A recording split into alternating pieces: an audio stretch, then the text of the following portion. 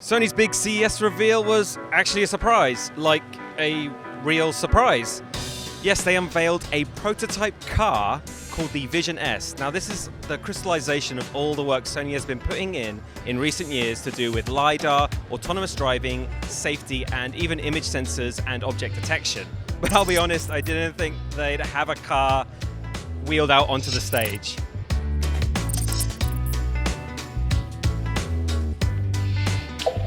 Yes, it does look a little like a Tesla, but that's good. It doesn't look like an extreme concept car that will never see reality. And the interior of the car is unashamedly Sony. The interior, from what I can see, has a very strong Aibo aesthetic.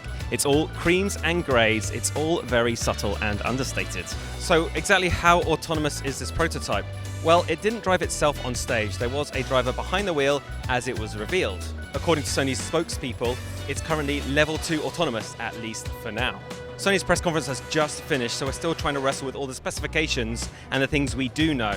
I do know that there's 33 different types of sensors. That includes LiDAR, that includes camera sensors that Sony's made themselves, and they create what Sony is calling an oval system that both protects inside and outside. It's an electric car with two 200 kilowatt engines, one on the front, one on the rear. And it can do 0 to 60 miles per hour in 4.8 seconds. It can reach a top speed of 149 miles per hour, and the car itself can seat 4 people. Now we can't get inside the car yet, believe me, I've tried, but the entire interior will be bathed in 360 reality audio.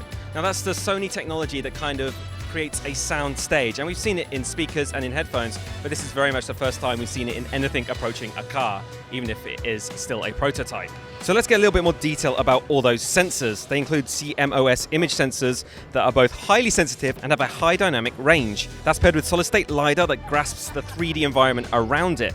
On top of all that, there's sensor fusion tech, which merges all those sensors together and helps for more accurate object recognition, even in fog, backlight, and nighttime driving.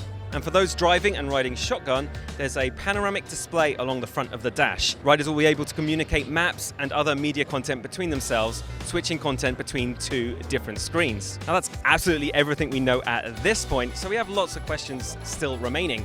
Yes, it's a prototype, but will this lead to actual cars in production? What's the actual range on this thing if it's actually on the streets? Can it come in different colors? How many cup holders are there? And the bigger question is, what is Sony going to do next? What is the next step for this project? Now we're hoping to get a closer look actually inside the car later this week, so stay tuned at Engadget.com for everything CES 2020.